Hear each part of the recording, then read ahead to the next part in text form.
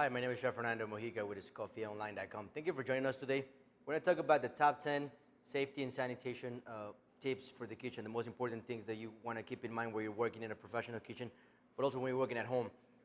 In no particular order, one of the most important things to keep in mind when you're working, especially in a professional kitchen, is to make sure that all your managers and all your staff are properly trained and properly educated on the safety and sanitation rules and bylaws that affect not only every kitchen but also the local health department.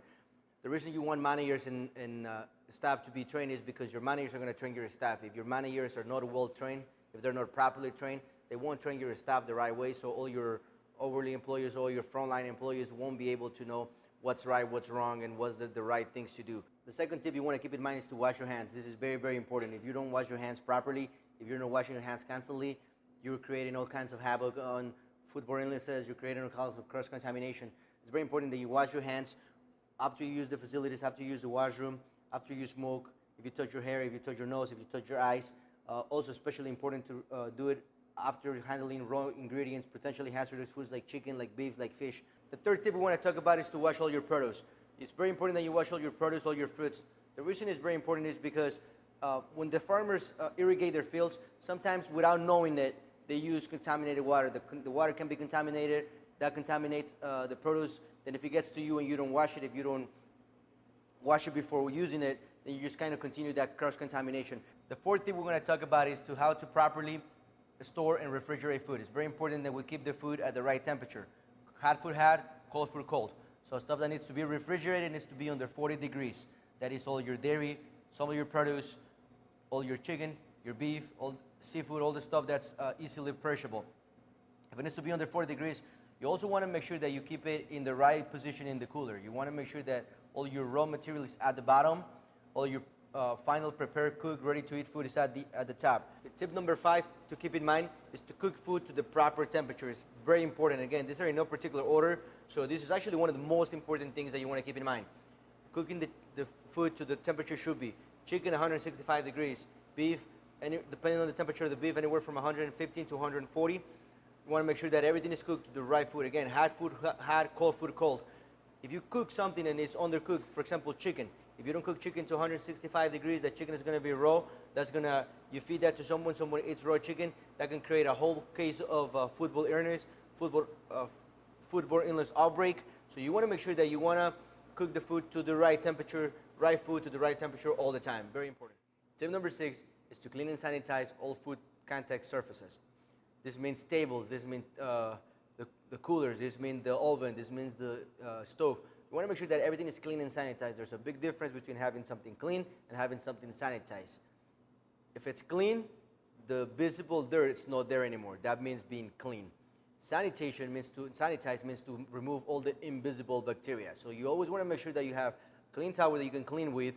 You also want to make sure that you have some sort of sanitation solution for your cutting boards, for your tables, for your stove.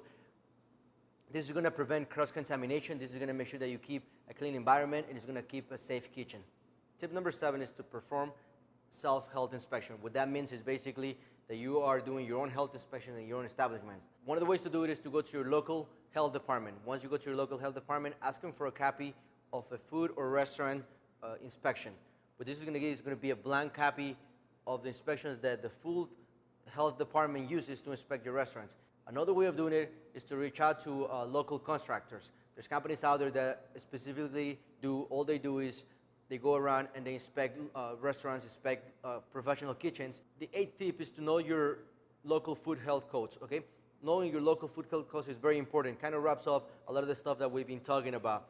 If you know your local food health codes, some of the food health codes differ from one location to another. The 9th tip is to regularly check temperatures. This means temperatures in your coolers and your freezers. One way to do it, one way to ensure that you're constantly keeping track of everything that's happening in your cooler, in your food storage facilities, is to keep a temperature log in your coolers. Take temperatures at the beginning of the day, at some time during the middle of the day, and before the last person that goes off. 3 times a day is going to ensure that you know exactly that if something were to go wrong with your freezer or your cooler, you know exactly when's the last time that you checked that food. It's going to give you enough of a period to save whatever food can be saved. It's going to know that you're going to know that if your freezer went out last night at midnight and it's now 8 p.m. at night and you just noticed it and it went out, then you know that that food is no longer safe to eat. So keeping proper record of all your temperatures in your freezers, your cooler, all your food storage facilities is going to help you keep a safe kitchen. Number 10 is to check all your incoming food shipments. This is very, very important as well. If you are receiving food that's already spoiled, food that's not safe to eat, if you don't check it when it comes into your door, then there's no way you can backtrack it. There's no way you can prevent it from happening as it goes out to the guest. You always want to make sure that everything comes out at the right temperature it should be. Make sure that, for example, your fish is not spoiled. If you receive a spoiled fish at the door, that fish is going to be spoiled, and when you serve it, it's going to be spoiled. Therefore, you're going to cause people to get sick. It's going to be your kitchen is no longer going to be safe. So preventing it at the door is very important. It's one of the most important things to do. Always making sure that you receive proper food at the proper shipments, at the proper temperatures, in the proper condition.